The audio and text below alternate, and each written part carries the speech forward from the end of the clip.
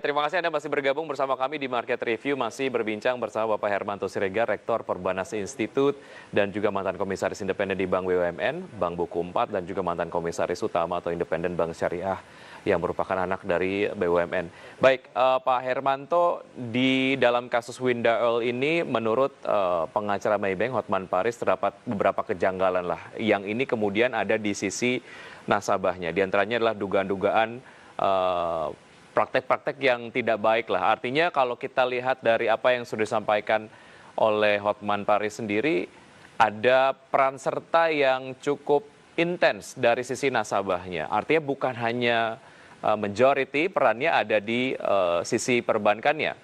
Analisa Anda seperti apa, Pak Hermanto? Iya, baik Mas. Jadi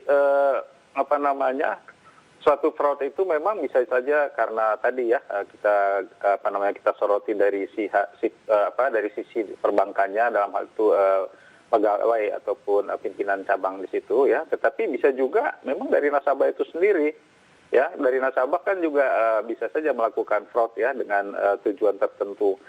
Kuncinya adalah bagaimana sebetulnya bank itu merespon hal tersebut. Bank itu pasti dia tahu apa yang itu sesuai apa tidak dengan peraturan yang ada gitu. Tugasnya si bank itu sebetulnya menjaga compliance itu. Tapi manakala memang tadi ya mungkin it takes two to tango gitu ya. Yang satu memang udah ada niat jelek, yang satu juga memang mau ke arah situ, akhirnya terjadilah katakanlah fraud tersebut.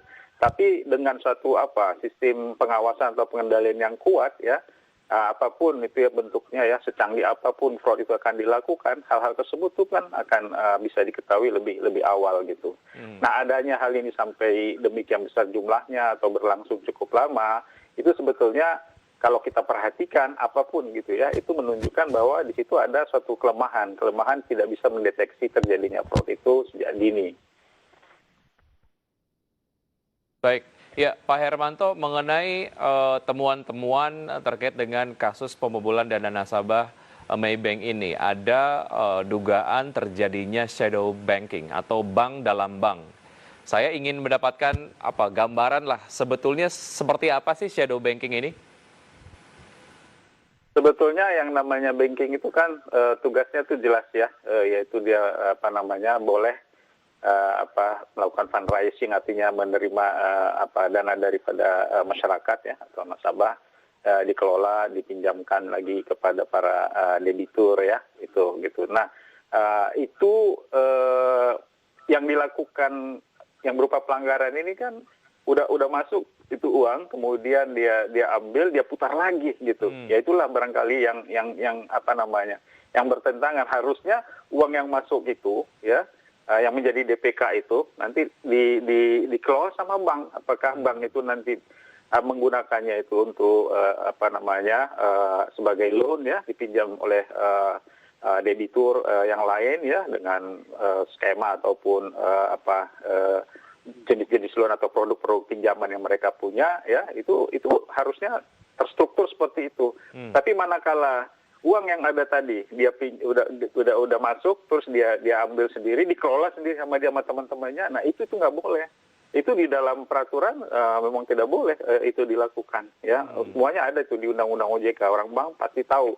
Tapi kalau dia misalnya masih melakukan hal tersebut ya, berarti memang tadi ya ada tujuan-tujuan yang tidak baik sebetulnya itu gitu. Kalaupun dia mau melakukan itu, misalnya dia akan invest lagi lah, katakan di macam-macam financial asset lah gitu ya, reksadana dan sebagainya, itu harus concern dengan si nasabah, kemudian ada ininya kan, ada prosedurnya gitu.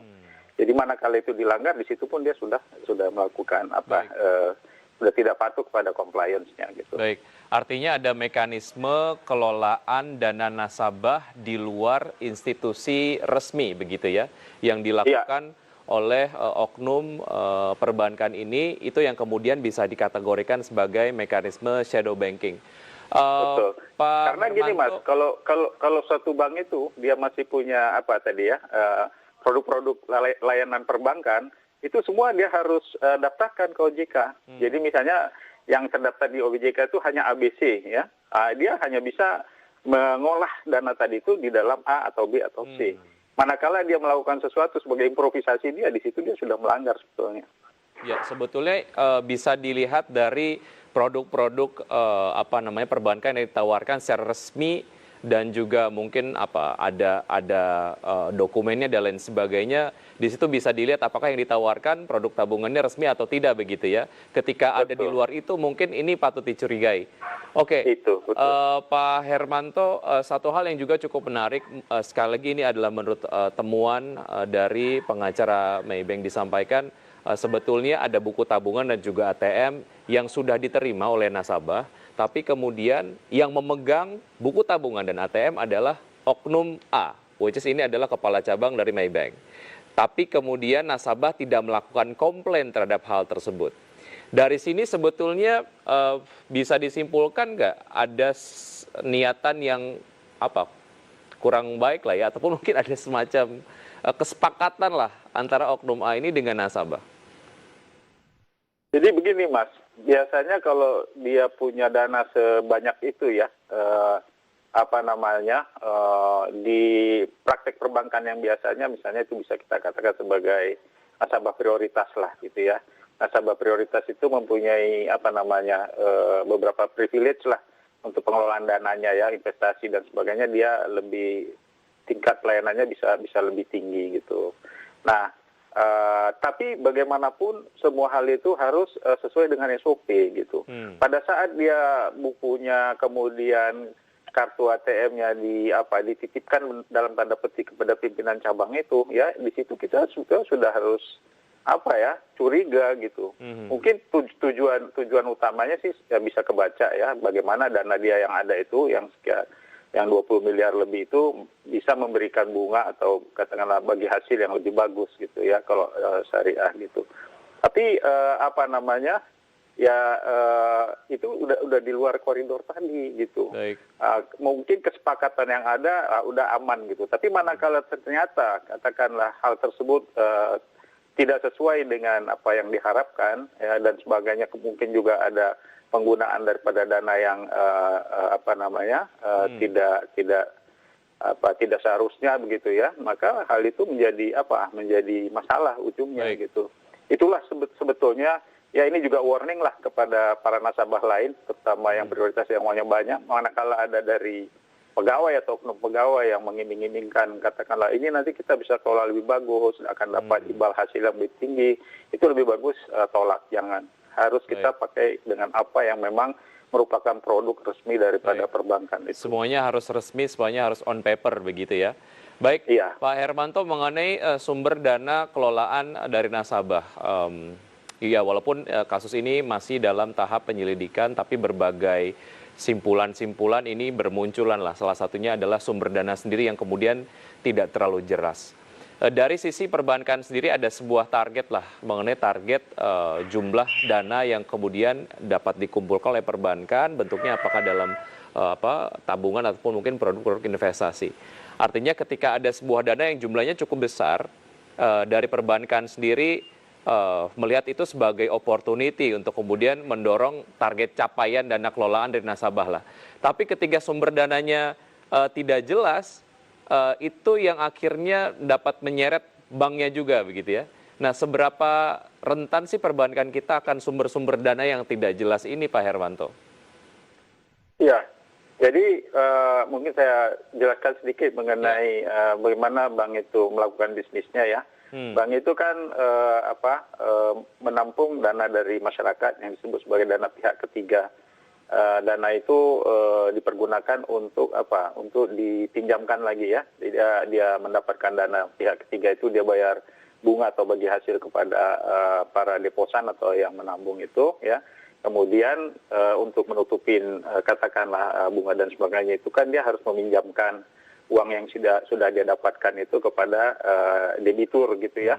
Pengusaha membangun gedung, membangun kebun dan sebagainya. Kemudian sebagian lagi itu bisa dikelola ya, boleh dikelola oleh treasury daripada perbankan itu supaya dia dapat dana gitu, sehingga semua biaya-biaya tertutupi, bahkan banknya masih mempunyai net interest margin atau net operational margin begitu.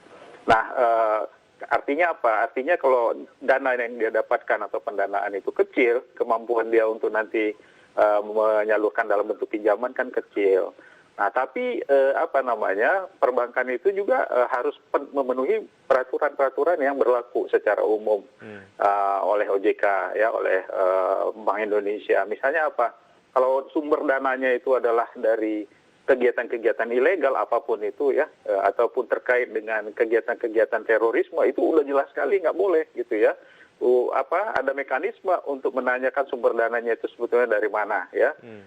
Apakah itu yang didapatkan dari transfer, apakah yang di store gitu ya. Jadi secara peraturan semua hal itu sudah dipagarin gitu supaya tidak terjadi. Manakala terjadi sesuatu terhadap itu tadi berarti ada satu sistem yang dilanggar, dan itu harus dicari tahu sesungguhnya siapa saja yang bersalah, ya, perannya apa. Nah, dari situ nanti baru diputuskan pengadilan sesuai dengan tindakan yang dilakukan itu. Baik, ya Pak Hermanto, apa yang bisa dilakukan oleh nasabah jika kemudian menemukan penawaran-penawaran yang di luar dari hal wajar, yang biasa kemudian biasa dilakukan penawaran-penawaran oleh bank-bank lain begitu. Jika ada satu produk-produk yang ditawarkan tapi ini cukup mencurigakan, apa yang paling bisa dilakukan oleh nasabah? Pertama sekali adalah dia bisa bertanya produk-produk apa saja yang saat ini ada, ya, terkait investasi. Biasanya kan kalau seperti ini kan termasuk wealth management, ya, jadi pengelolaan aset atau kekayaan, ya. Jadi kelas menengah ke atas dia punya surplus dana. Surplus dananya ini kan ada sebagian mau di deposito, di reksadana dan lain-lain sebagainya. Jadi dia harus tanya mana ini yang saat ini ada atau terbaik gitu. Kalau itu tidak ada di dalam list menu itu, ya jangan mau, ya, karena itu nanti bisa tadi berisiko sekali. Yeah. Kemudian yang nomor 2, ya, kalau kita deposan itu, ya, apakah di bank ataupun di luar bank, ya, kalau ada suatu tawaran yang too good to be true, ya, ini terlalu nggak masuk di akal, terlalu bagus ini, itu justru kita harus curiga gitu. Ya, jadi semuanya itu sebetulnya ada batas-batas kewajarannya gitu. Baik. Jadi itu untuk nasabah, ya. Untuk perbankan juga, terutama untuk pegawai bank, ya, ini juga kita mengingatkan, ya. Secanggih apapun Anda, ya, itu janganlah melakukan pelanggaran-pelanggaran itu. Cepat atau lambat itu pasti akan ketahuan gitu, ya. Kemudian dari perbankannya sendiri tentu saja di samping tadi melakukan perbaikan-perbaikan sistem internal, juga pengawasan peers, Mas, itu sangat penting. Baik. Pengawasan peers itu maksudnya gimana? Saya misalnya melihat ada perubahan pola hidup yang tidak wajar dari rekan saya, apakah pimpinan cabang atau barangkali bawahannya. Nah, itu saling mengingatkan atau saling menyampaikan apa yang seharusnya gitu, supaya tidak terjadilah hal-hal yang seperti Prof tadi itu. Ya, Pak Hermanto, kita masih ada satu segmen. Di segmen berikutnya kita kemudian akan mencoba melihat kronologi dari kasus pembobolan dana nasabah Maybank ini. Usaha jeda berikut ini, dan pemirsa tetap di Market Review. Usaha jeda kami akan segera kembali.